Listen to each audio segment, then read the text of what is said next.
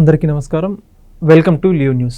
నారా లోకేష్ గారు మరొకసారి ఆయన మానవత్వాన్ని చాటి చెప్పుకున్నారని చెప్పుకోవాలి. ఏదైతే నిన్నటి రోజున రమేష్ హాస్పిటల్స్లో చెరుకూరి సుష్మా అనేటువంటి ఒక మహిళ బ్రెయిన్ డెడ్ అయినటువంటి కారణంగా ఆవిడ అవయవాల్ని దానం చేయాలని చెప్పేసి వాళ్ళ కుటుంబ సభ్యులందరూ కూడా నిర్ణయం తీసుకున్నారు. ఇదే నేపథ్యంలో ఆ యొక్క గుండెని గుంటూరు నుంచి తిరుపతికి తరలించాలని గ్రీన్ ఛానల్ ఏర్పాటు చేయడంలో నారా లోకేష్ గారు ప్రత్యేక చొరవ తీసుకున్నట్లు అర్థమవుతోంది. ఇదే అంశానికి సంబంధించి మనం పూర్తి వివరాలు తెలుసుకుందాం. మనతో ఉన్నారు సోషల్ యాక్టివిస్ట్ శ్రీలీల గారు. మేడం నమస్కారం అండి. నమస్తే అండి.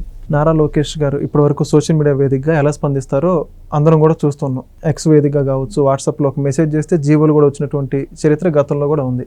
అయితే ఇప్పుడు తాజాగా ఒక మహిళ చెరుకూరు సుష్మా అనేటువంటి మహిళ వాళ్ళ కుటుంబ సభ్యులు ఆవిడ బ్రెయిన్ డెడ్ అయి చనిపోయిన కారణంగా అవయవ దానం చేయాలనుకుంటున్న నేపథ్యంలో ఆయన సొంత నిధులతో ఒక ప్రత్యేక విమానం ద్వారా గుంటూరు నుంచి గ్రీన్ ఛానల్ ఏర్పాటు చేసి గన్నవరం విమానాశ్రయం దగ్గరికి అక్కడి నుంచి స్పెషల్ ఫ్లైట్లో తిరుపతికి చేర్చడంలో నారా లోకేష్ గారు ప్రత్యేక చొరవ తీసుకుని చెప్పేసి అర్థమవుతుంది. ఈ అంశానికి సంబంధించి మీరే ఉంటారు. నారా లోకేష్ గారు ఇప్పుడు ఇదేమీ ఆయన చేయటంలో కొత్త కాదు.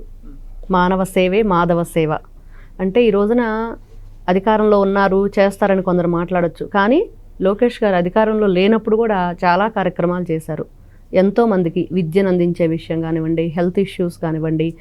మనం చూసుకుంటే వేరే స్టేట్లో వేరే కంట్రీలో ఉండిపోయాము, ఇక్కడ చాలా ఇబ్బందులు పడుతున్నాము, మా పాస్పోర్ట్ కూడా లాగేసుకున్నారు, వీసా లేకుండా, ఇవన్నీ కూడా ఎన్నో సమస్యలతో అక్కడ ఇబ్బంది పడే వాళ్ళని వాళ్ళ ఫ్యామిలీకి చేర్చడం తీసుకొచ్చి అన్ని విధాలుగా చిన్న మెసేజ్ పెడితే చాలు. ఒక అబ్బాయి అయితే నాకు చిన్న నేమ్ ఏదో చేంజ్ ఉంది, ఆ ఎగ్జామ్కి రానివ్వట్లేదు అని చెప్తే తిరుపతిలోనే అది కూడా జరిగింది. అక్కడ కూడా వెంటనే అక్కడున్న కలెక్టర్ గారికి ఆదేశాలు ఇచ్చి వెంటనే అతన్ని ఎగ్జామ్కి పంపించింది. అంటే ఒకసారి మనం ఎగ్జామ్ రాయకపోతే ఇంకా అతని లైఫ్ అంతా మళ్ళీ 1 year చదువుకోవటం, లేకపోతే మళ్ళీ అది ఇంకా అవకాశం కూడా ఉండకపోవచ్చు కొన్ని ఎగ్జామ్స్. అలానే ఒక మహిళ గుంటూరులో బ్రెయిన్ డెడ్ అయి తనకున్న అవయవాలు దానం చేసే విధంగా వాళ్ళ ఫ్యామిలీ అంతా కూడా ముందుకొచ్చారు. అట్లాంటి టైంలో గ్రీన్ ఛానల్ అయితే ఏర్పాటు చేశారు, కానీ తిరుపతికి ఎలా తరలించాలి అనే దాని దగ్గర కొంచెం చిన్న ప్రాబ్లం అయితే అక్కడ ఏర్పడింది. దానికి లోకేష్ గారు ముందుకొచ్చి స్పెషల్ ఫ్లైట్ని అరేంజ్ చేసి తన సొంత నిధులతోనే, ఇంకా వైఎస్ఆర్సీపీ పార్టీ వాళ్ళు అనుకున్నట్లుగా పార్టీకి సంబంధించిన ఫండ్స్ యూస్ చేస్తారు, లేకపోతే జనంధనమేను ఇదంతా కూడా అని వాళ్ళు ఖర్చు పెట్టినట్లు కాదు, వాళ్ళు చేసినట్లు కాదు, వాళ్ళ పరిపాలన అంతకంటే కాదు. ఇది ఖచ్చితంగా అది వాళ్ళ బ్లడ్లోనే ఉంది.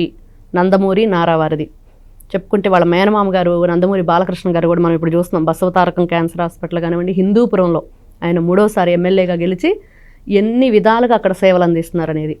అలాగే భువనేశ్వరం గారు, ఆవిడ కూడా ఎన్టీఆర్ ట్రస్ట్ పేరుతో ఎంతోమంది చిన్నారులకి తలేసేమియా మనం చూసాము, దానికి సంబంధించి కూడా కొత్తగా నిధులు కేటాయించి వాళ్ళకు కూడా ట్రీట్మెంట్ చేయించడం.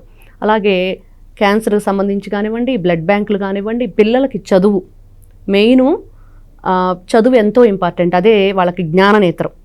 అలాంటి దాన్ని కూడా వాళ్ళు ఉచితంగా అందిస్తూ వాళ్ళకి ఫుడ్డు ప్రతి ఒక్కటి అన్ని విధాలుగా ఆదుకుంటున్నారు. అది వాళ్ళ బ్లడ్లోనే ఉంది.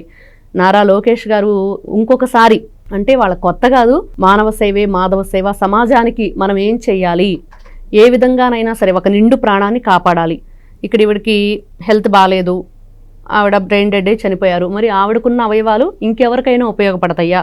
ఒక హార్ట్ మాత్రం అక్కడికి తరలించడం జరిగింది. ఇది నిజంగా ఒక నిండు హృదయంతో ముందుకొచ్చి ఇంకొక హృదయాన్ని మరొకరికి దానం చేయడానికి ముందుకొచ్చిన వాళ్ళకి సహృదయంతో హృదయ దానానికి తోడ్పడినటువంటి నారా లోకేష్ గారు నిజంగా ఈ రోజున అందరూ ప్రతి ఒక్కరూ, అది కులానికి, మతానికి, జాతికి, పార్టీకి దేనికి కూడా సంబంధించింది కాదు, ప్రతి ఒక్కరూ ఆయన నిండు హృదయానికి చేతులెత్తి మొక్కవలసిందే. అంత గొప్పగా తన మంచితనాన్ని చాటుకున్నారు నారా లోకేష్ గారు.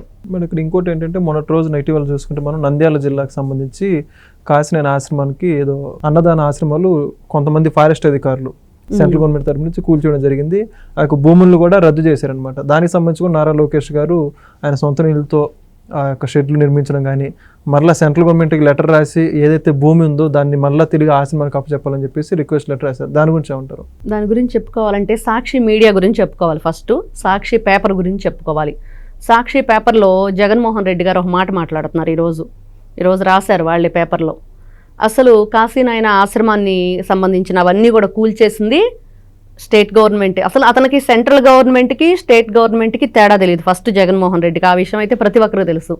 మరి అక్కడ ఉన్న అది దేవాదాయ శాఖ కానివ్వండి, లేకపోతే అక్కడ ఉన్న అటవీ శాఖ కానివ్వండి, వాళ్ళకి అక్కడ అటవీ శాఖ వాళ్ళకి ఎటువంటి సంబంధం లేదు స్టేట్ గవర్నమెంట్తో, అది సెంట్రల్ గవర్నమెంట్కి సంబంధించిన విషయం.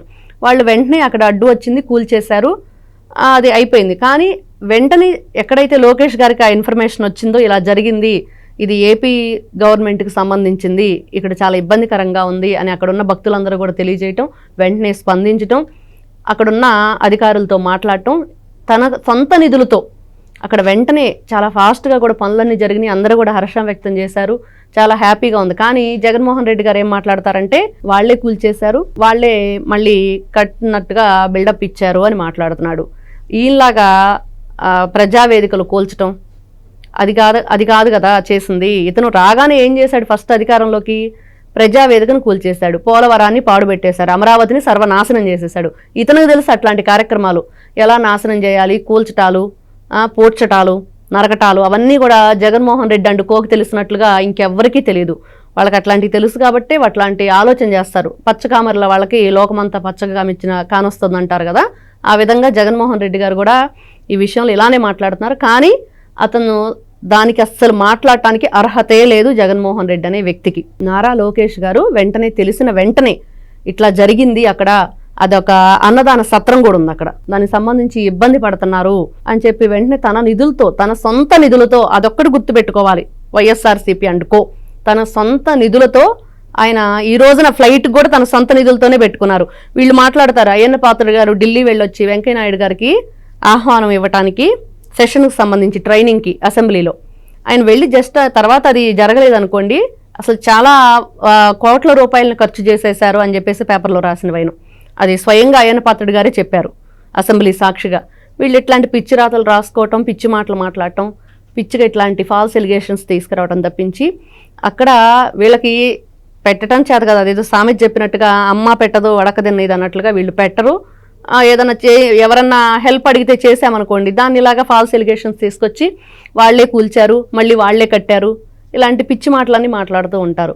కానీ ఇక్కడ ఆంధ్రప్రదేశ్లో అధికారంలో తెలుగుదేశం పార్టీ, ఇప్పుడు పవన్ కళ్యాణ్ కానివ్వండి, నారా లోకేష్ గారు కానివ్వండి, వీళ్ళందరూ కూడా ఉన్నా లేకపోయినా ఇంతకు ముందు కూడా ఎన్నో కార్యక్రమాలు చేశారు. ఇప్పుడు అధికారంలో ఇంకా అంతకన్నా మించి ఇంకా ఎన్నో కార్యక్రమాలు చేస్తూనే ఉన్నారు.